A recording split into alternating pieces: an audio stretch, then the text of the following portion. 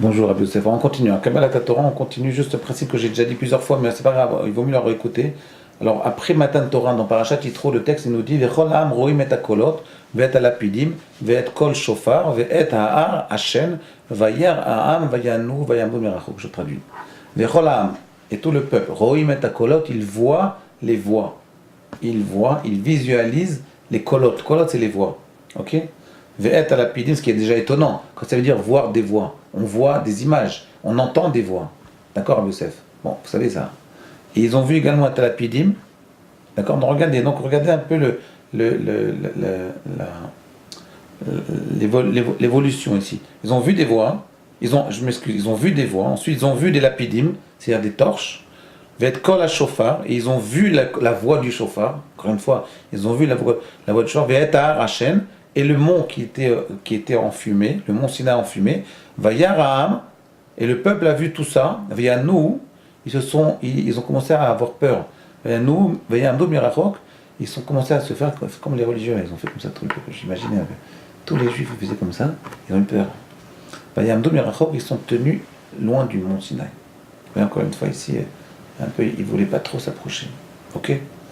Alors, qu'est-ce que ça veut dire voir des voix, Yosef? Vous savez, je vous en ai parlé une fois. Vous pouvez lire le cours.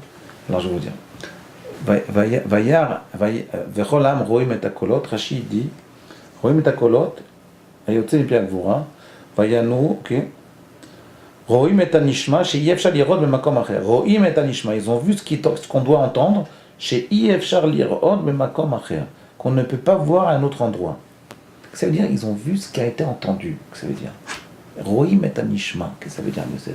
On va essayer de comprendre ici le pshat, le touch, le pshat. Comment comprendre le sens littéral ici? Alors, je vais vous dire. C'est que dans l'être humain, il y a plusieurs sens. Les deux sens essentiels, qui sont ikarim, essentiels, c'est la vision et l'ouïe. Quelle différence existe-t-il entre la vision et l'ouïe? Le Gaon de Vilna dans Michelet, il dit que la vision, ça correspond à la chokhma, et l'ouïe correspond à la bina. D'accord? Donc, la vision, c'est la chokhma, vous vous rappelez de ça, Yosef? Et la bina, c'est l'ouïe. Comme ça, le gars, on lui dit, mais fourrache. Explicitement, il dit ça. Non, écoutez bien. Qu'est-ce que ça veut dire voir? Quelle est la signification du terme voir? Alors, quand on voit, je vais vous dire, voir une image. Quand vous avez vu une image, Rabbi Yosef, la vision, c'est quelque chose qui est très superficiel. Vous avez vu une image? Cette image, elle reste en vous tout le temps. Vous ne pouvez pas dire, je ne l'ai pas vue. Imaginez, vous voyez une image interdite.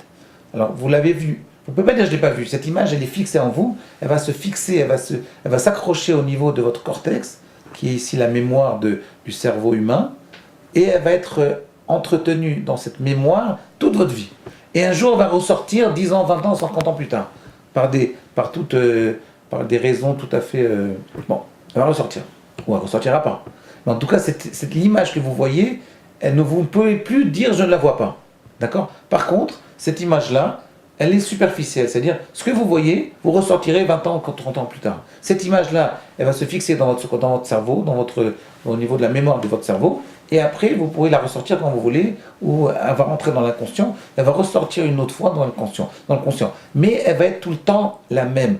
Il n'y aura pas d'approfondissement dans cette image. Alors que l'ouïe, le fait d'écouter l'ouïe, c'est exactement le contraire. Quand par exemple vous m'entendez, vous avez l'air très concentré quand je vous vois là. Je vois vos yeux là, vous êtes complètement concentré quand je vous parle. Mais en réalité, peut-être, vous dites, quand est-ce qu'il va finir? Il m'a fatigué. Peut-être vous pensez autre chose, peut-être vous n'écoutez pas du tout. C'est en réalité, l'écoute, elle est dépendante du libre arbitre. Ça veut dire que quand vous voyez une image, vous l'avez vue, ça c'est fini, vous ne pouvez plus dire j'ai pas vu. Mais quand vous entendez une voix, vous pouvez dire je ne veux pas me concentrer, je ne veux pas entendre cette voix. Vous pouvez dire je ne veux pas écouter ce que la personne elle dit. Ce que je vous dis maintenant, vous entendez les voix, mais vous pouvez me dire je n'entends rien du tout, je ne veux pas entendre. Ce que j'entends, ça ne m'intéresse pas. Je ne veux pas me concentrer, je ne veux pas comprendre ce que vous dites. D'accord, Rabbi Yosef? Par exemple, je vais vous dire quelque chose. Si vous me dites, je vous dis par exemple, donnez-moi un verre d'eau. Vous avez entendu? Je ne peux pas dire je l'ai entendu. Ça s'appelle voir. Oui, cette écoute-là, cette phrase que vous avez entendue, en fait, ça s'appelle voir. Parce que c'est quelque chose que vous avez reçu tel que c'est. Il n'y a pas d'approfondissement là-dedans. Écouter, il y a toujours une notion d'approfondissement. J'approfondis ce que j'entends. Ça veut dire, quand j'ai accepté, quand j'ai décidé d'une façon libre à écouter l'enseignement du Rav, ou l'enseignement qu'on m'a apporté de n'importe qui, quand j'ai décidé de l'accepter, à ce moment-là, cet enseignement, il peut pénétrer. Et quand il me pénètre, alors je peux l'approfondir sans fin. Il n'y a pas de limite à l'approfondissement de cet enseignement. Je peux après déduire des milliers et des milliers de choses de cet enseignement. À partir d'une phrase de Rashi, on peut écrire des centaines de livres. Le Pneu Choix, il y a un commentaire qu'on appelle le Pneu Choix Nacharon, qui a écrit des livres et des livres de commentaires uniquement sur Rashi. Sur une phrase de Rashi, il peut écrire 2 pages de commentaires. Pourquoi? Parce que quand on entend une phrase, vous voyez, par exemple, lire un commentaire de Rashi, ça s'appelle écouter.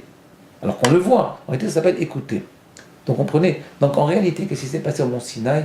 Ils ont vu les voix. Parce qu'ils auraient pu dire, si Dieu s'est mis à parler, il a dit Anochi Hashem Elokecha, Lo Yelecha Elokim Achem Alpanai, et après il y a eu les 8 autres commandements qui ont été transmis par Moshe Rabbeinu, Rabbi Yosef. Ils auraient pu dire, les Juifs, non, on n'était pas concentrés, on avait faim. Et donc on ne pouvait pas se concentrer, on ne pouvait pas. Donc qu'est-ce qu'il a fait Akadosh Baruch Hu? Il a rendu ces paroles, il les a transformées en vision. Ça veut dire qu'en réalité, ils ont vu ces voix, et ils ne pouvaient pas dire « j'ai pas entendu ». C'est un Akadosh Baruch Hu, il a fait que ces voix, en réalité, elles se sont fixées en l'homme d'une façon indélébile, indépendamment de sa volonté, exactement comme la vision. Comme une image. Ils ont entendu des voix exactement comme ils voient une image, et donc ils ne pouvaient plus réfuter ces images-là. En fait, ce que ça veut dire, ils ont vu les voix, c'est-à-dire que Akadosh Baruch Hu, il a transmis la Torah d'une façon indélébile. Il n'a pas laissé le peuple juif choisir.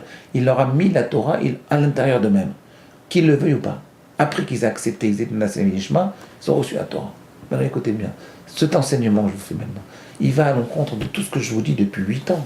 Parce que je vous ai toujours dit que la Torah, il faut toujours l'accepter par sa propre. Il faut accepter, il faut se dire c'est moi qui accepte la Torah. Il ne faut jamais que ce soit par coercition. Il ne faut jamais que ce soit obligatoire. On ne peut pas dire je vous oblige, tu prends un jeune, tu fais étudier la Torah, tu vas, vas-y maintenant, étudie, je t'oblige, et après ça va venir. C'est pas comme ça qu'on s'y prend. Ce que je vous dis maintenant, c'est le contraire de tout ce qu'on a enseigné depuis 8 ans. Donc en fait, je suis en train de me contredire. Alors qu'est-ce que ça veut dire? Ah bien ça, vous êtes réveillé là. Alors dites-moi, est-ce que vous avez une idée là? Est-ce que vous pouvez me répondre? Comment on peut répondre à cette question-là? Même si vous me dites après, Kiblou, Veidrou, Mimach, Hashverosh, qu'après la Gemara dit dans Shabbat, qu'après qu'il ait reçu d'une façon coercitive pendant le don de la Torah sur le mont Sinaï, à Purim, ils l'ont reçu avec joie. Ils ont accepté de la recevoir. Ils ont décidé librement de recevoir la Torah. Mais d'accord, mais pourquoi au début il fallait le faire d'une façon obligatoire, d'une façon par coercition? Qu'est-ce que vous en pensez? Pourquoi au début il fallait que ce soit obligatoire? Parce qu'en réalité la Torah, au début il fallait qu'elle soit obligatoire. Mais c'est le contraire de ce qu'on dit, au contraire. C'est vous allez, vous parlez dans les synagogues un peu partout dans Paris, et vous leur dites, vous savez, la Torah c'est obligatoire. Si vous ne la recevez pas, vous êtes mort. Personne ne va vous écouter, vont vous jeter en l'air. Vont vous baser. Vous voyez bien, donc ça contredit ce que je dis. Alors qu'est-ce que ça veut dire? À demain.